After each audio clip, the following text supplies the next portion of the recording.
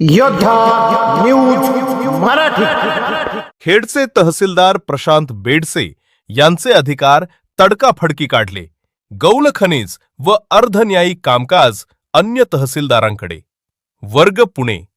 कामकाजातील कथित अनियमितता आणि नागरिकांच्या तक्रारींची गंभीर दखल घेत पुणे जिल्ह्याचे अपर जिल्हाधिकारी सतीश ज्ञानदेव राऊत यांनी खेडचे राजगुरुनगर तहसीलदार प्रशांत बेडसे यांच्या विरोधात मोठा दणका दिला आहे। तहसीलदार बेडसे यांच्याकडील काही महत्त्वाच्या मंडळ भागातील गौण खनिज आणि अर्धन्यायिक सेमी ज्युडिशियल प्रकरणांचे सर्व कामकाज तातडीने काढून घेऊन ते इतर समकक्ष तहसीलदारांकडे वर्ग करण्याचे आदेश अपर जिल्हाधिकाऱ्यांनी दिले आहेत। या कारवाईमुळे महसूल वर्तुळात प्रचंड खळबळजनक वातावरण निर्माण झाले आहे।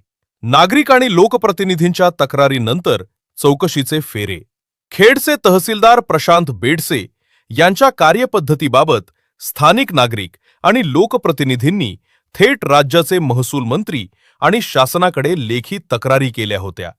विशेषतः चाकण आणि खराबवाडी येथील नागरिकांनी 12 जानेवारी 2026 रोजी मुख्य सचिवांकडे तक्रार अर्ज सादर केला होता।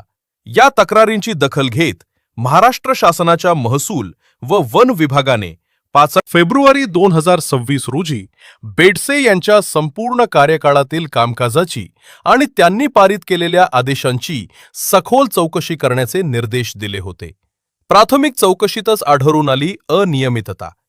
विभागीय आयुक्तांच्या आदेशानुसार गठीत करण्यात आलेल्या समितीने 13 मे 2026 रोजी खेड तहसील कार्यालयाची अचानक तपासणी केली।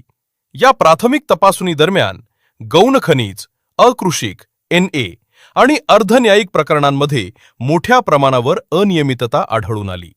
सध्या या प्रकरणांची सखोल चौकशी सुरू असून ही चौकशी निष्पक्षपातीपणे व्हावी आणि नागरिकांना त्वरित न्याय मिळावा यासाठी अपर जिल्हाधिकाऱ्यांनी महाराष्ट्र जमीन महसूल अधिनियम 1966 च्या कलम 226 मधील अधिकारांचा वापर करत बेडसे यांचे अधिकार मर्यादित केले आहेत। कामकाजाचे असे झाले विभाजन। मंडळ निहाय वर्गवारी। तहसीलदार प्रशांत बेडसे यांच्याकडील खालील क्षेत्रांचे कामकाज काढून घेऊन ते शेजारील तालुक्यांच्या तहसीलदारांकडे सोपवण्यात आले आहे। राजगुरुनगर आणि करंज विहिरे मंडळ। या भागातील सर्व गौण खनिज व अर्धन्यायिक कामकाज तहसीलदार आंबेगाव यांच्याकडे वर्ग करण्यात आले आहे। आरंदी आणि चाकण मंडळ। या भागातील सर्व गौण खनिज व अर्धन्यायिक कामकाज तहसीलदार मावळ यांच्याकडे सोपवण्यात आले आहे। अपर जिल्हाधिकाऱ्यांनी घातलेल्या कडक अटी व शर्ती। आदेशात कामाच्या पारदर्शकतेसाठी 6 महत्त्वाच्या अटी घालण्यात आल्या आहेत। 1. खेड तहसील कार्यालयानं संबंधित प्रकरणांच्या मूळ संचिका, फाईल्स, पानांकन, पेज नंबरिंग करून तातडीनं मावळ आणि आंबेगाव तहसीलदारांकडे वर्ग कराव्यात। 2.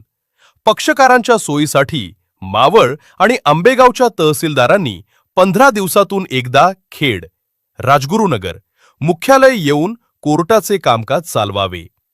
3. नवीन तहसीलदारांनी सर्व हितसंबंधितांना नोटिसा बजावून कायदेशीर तरतुदीनुसार विहित मुदतीत ही प्रकरणं निकाली काढावीत। 4. अर्धन्यायिक कामकाजात पारदर्शकता राहण्यासाठी सर्व प्रकरणांची माहिती www.eqjcourts.gov.in या अधिकृत संकेतस्थळावर प्रसिद्ध करणं बंधनकारक राहील। 5. प्रकरणं निकाली निघाल्यानंतर मूळ संचिका पुन्हा खेड तहसील कार्यालयाकडे जतनासाठी पाठवून त्याची रीतसर पोहोच घ्यावी। 6. संबंधित अधिकाऱ्यांची बदली झाल्यास नवीन येणाऱ्या अधिकाऱ्यानं उर्वरित कामं पूर्ण करणं बंधनकारक असेल। अपर जिल्हाधिकारी सतीश ज्ञानदेव राऊत यांनी या आदेशाची अंमलबजावणी तात्काळ करण्याचे निर्देश खेड, मावळ आणि आंबेगावच्या तहसीलदारांना दिले असून या आदेशाची प्रत, माहिती व पुढील कार्यवाहीसाठी पुणे विभागीय आयुक्त आणि खेडच्या उपविभागीय अधिकाऱ्यांना SDO पाठवण्यात आली आहे। या कारवाईमुळे खेड तालुक्यातील प्रशासकीय कारभारात मोठे फेरबदल पाहायला मिळत आहेत। या बातमीचा आढावा घेतला योद्धा न्यूज मराठीचे संपादक नारायण सूर्यवंशी यांनी. मी योद्धा न्यूज मराठीचा संपादक नारायण मनोहर सूर्यवंशी. रोजच्या खात्रीशीर बातम्यांसाठी पाहत रहा आमचे न्यूज चॅनल. आजच सबस्क्राईब करा, व्हिडिओला लाईक करा आणि शेअर करा. धन्यवाद.